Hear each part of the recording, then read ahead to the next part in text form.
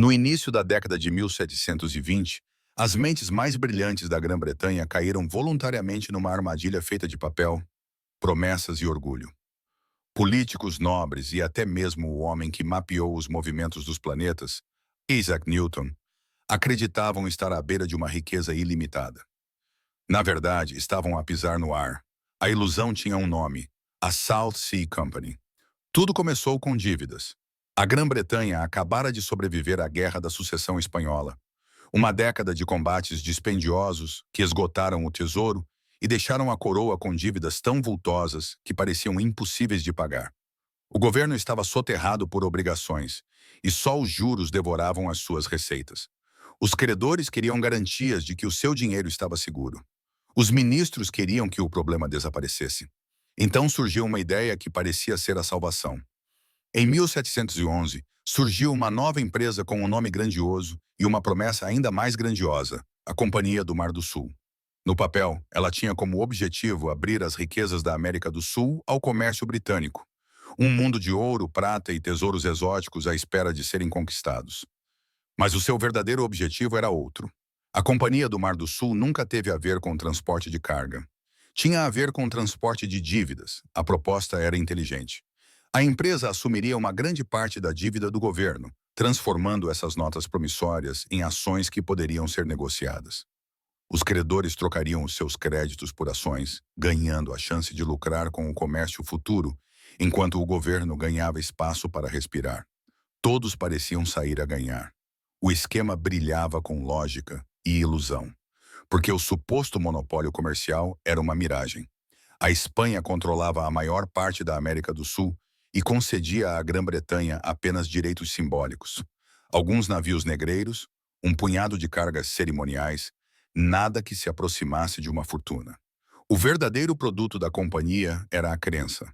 Ela vendia confiança, e em Londres, a confiança era contagiosa. No início de 1720, a ilusão se transformou em um incêndio florestal. Panfletos prometiam riquezas incalculáveis. Os jornais sussurravam sobre um futuro dourado. O parlamento recebia presentes para garantir a cooperação. Os diretores da companhia espalhavam rumores de fortunas à espera logo ali no horizonte. E as pessoas acreditavam neles. Não por ignorância, mas por esperança. Os preços das ações começaram a subir. De cerca de 100 libras no início do ano, elas ultrapassaram as 500 na primavera e quase 1.000 no verão. A Grã-Bretanha estava embriagada pela especulação. Aristocratas e lojistas, bispos e marinheiros, todos queriam um pedaço do sonho. Os cafés fervilhavam com rumores de fortunas instantâneas. Servos largavam os empregos para negociar ações. Poetas abandonavam a escrita para investir. A nação inteira parecia ter substituído a fé em Deus pela fé no crescimento. Até Isaac Newton foi atraído. Ele havia comprado cedo e vendido com um lucro considerável.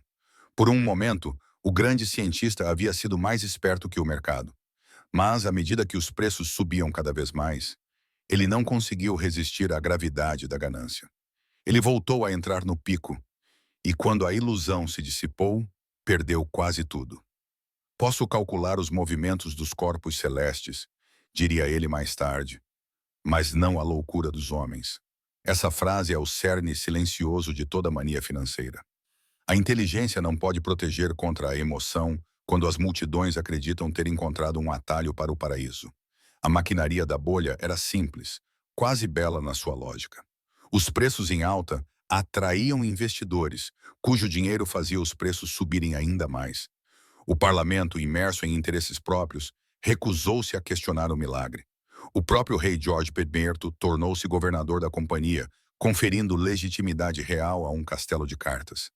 Em meados do verão, os homens hipotecavam propriedades, as mulheres penhoravam joias e as famílias contraíam empréstimos pesados apenas para comprar uma ação. Era a versão do século XVIII de um frenesi criptográfico.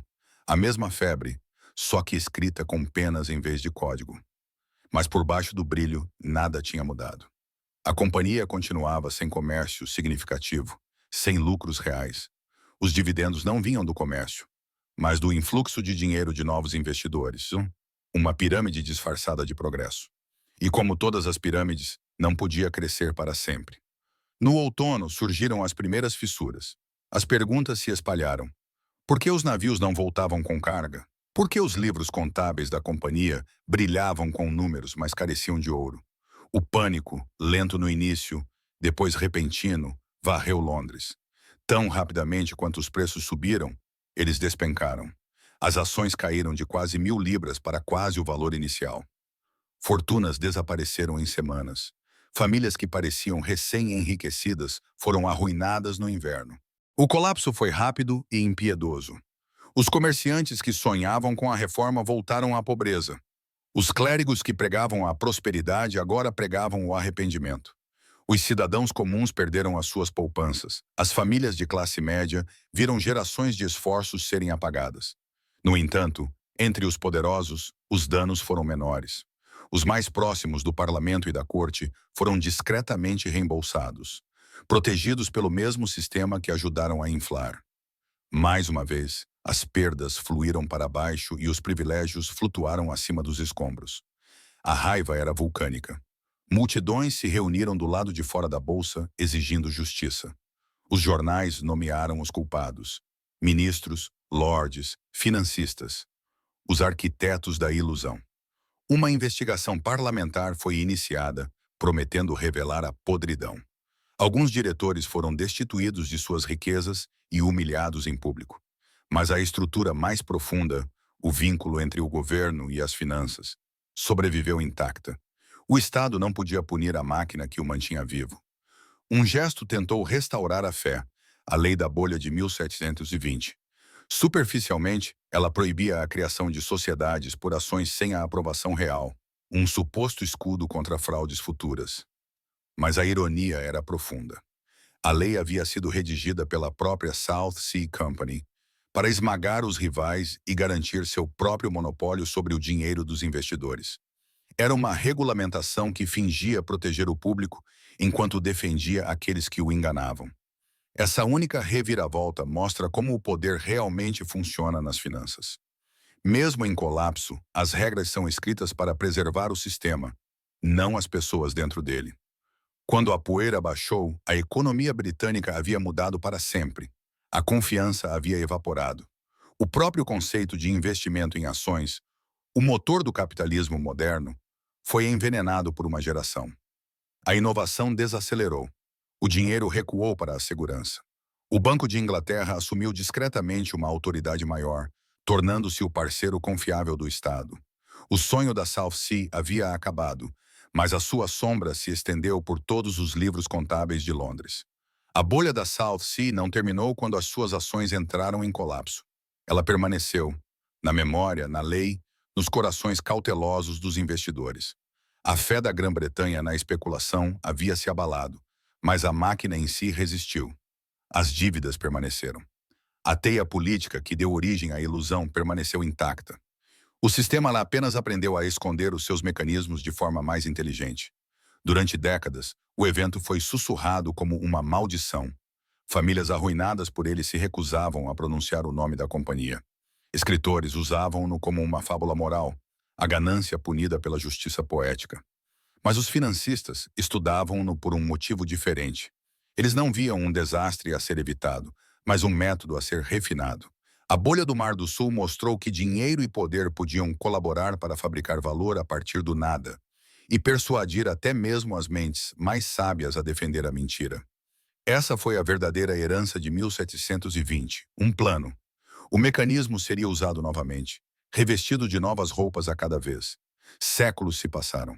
Impérios surgiram e desapareceram. Mas o padrão, promessa, mania, colapso, proteção dos poderosos, repetiu-se com precisão de relógio. Veja, por exemplo, o final dos anos 1990, a era das telas brilhantes e dos sonhos digitais. O boom das .com falava a mesma língua da South Sea Company. Um novo mundo, comércio ilimitado, oportunidades infinitas. Empresas sem lucro e quase sem produtos eram avaliadas em bilhões porque a história parecia boa demais para duvidar. A ideia era suficiente, a realidade podia esperar. Investidores, não apenas amadores, mas grandes fundos, universidades e bancos, entraram em massa. Os gráficos subiram. Os âncoras de televisão substituíram os panfletistas dos cafés de Londres, sussurrando que uma nova economia havia surgido. Entre, diziam eles, antes que fique para trás. Era a mesma melodia que havia tocado 3 séculos antes, só que com um ritmo mais rápido e luzes mais brilhantes. Então, a melodia parou. Quando a bolha estourou, trilhões em riqueza no papel evaporaram. Startups entraram em colapso. Fundos de pensão encolheram. Mas como antes, as instituições de elite, as mais próximas da fonte de crédito, resistiram. Elas foram prejudicadas, mas não destruídas. Os pequenos investidores carregaram o peso da queda. 8 anos depois, outro refrão começou, desta vez construído sobre tijolos e hipotecas. A bolha imobiliária de 2008 repetiu a fórmula da South Sea quase perfeitamente. As hipotecas foram agrupadas, divididas e vendidas como se fossem joias sem risco. A lógica parecia inabalável. As pessoas sempre precisam de casas, então os empréstimos devem ser seguros. As agências de classificação, como o Parlamento na década de 1720, abençoaram o esquema com aprovação oficial. Mais uma vez, os preços subiram porque os preços subiram. Mais uma vez, a ilusão tornou-se autossustentável até que deixou de ser. Quando o colapso aconteceu, foi global. Milhões perderam as suas casas e empregos. Os governos correram para resgatar os bancos, declarando-os grandes demais para falir. O ciclo completou-se. As perdas foram socializadas para baixo, os privilégios preservados no topo. A arquitetura da ilusão sobreviveu ao seu próprio terremoto. E então surgiu a mais nova fronteira. Uma fronteira digital, brilhante com códigos e carisma. Criptomoedas, ações meme, sonhos descentralizados. O argumento era familiar. Desta vez é diferente, sem reis, sem bancos centrais, sem intermediários. Apenas tecnologia e liberdade. Os primeiros a adotar tornaram-se lendas, os gráficos dispararam. Os influenciadores online substituíram os corretores dos cafés, prometendo revoluções por meio de hashtags e emojis. Mais uma vez, pessoas comuns correram para o mercado, perseguindo o boato da riqueza fácil. E mais uma vez, a realidade chegou. Os valores desabaram da noite para o dia.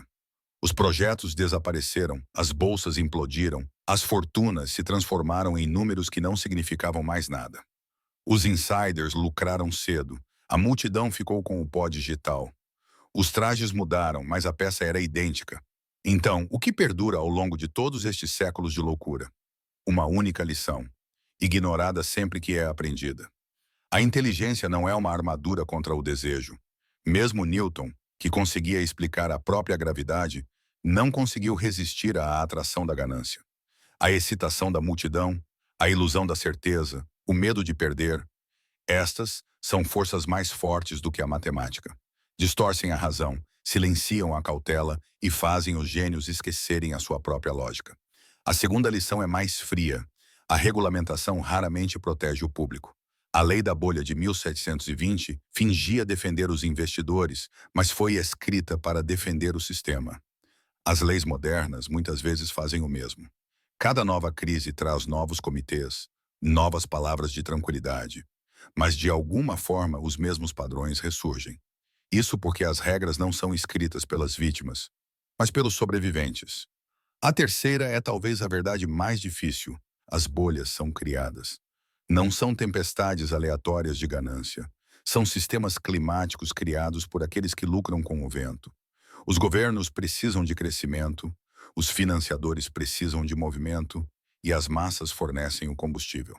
Cada ciclo transfere riqueza para cima, silenciosamente, previsivelmente, enquanto a história do progresso mantém o motor a funcionar. A história não se repete palavra por palavra.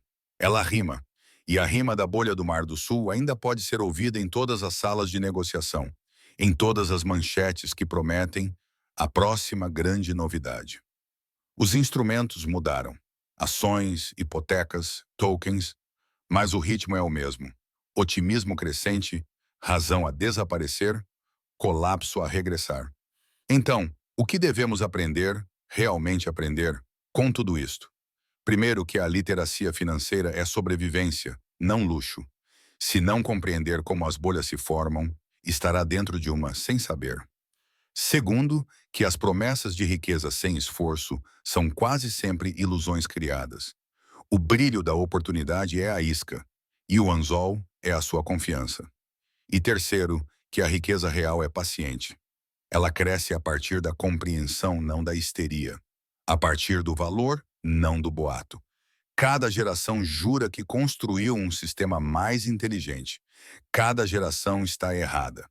A bolha do Mar do Sul foi a lição do século XVIII.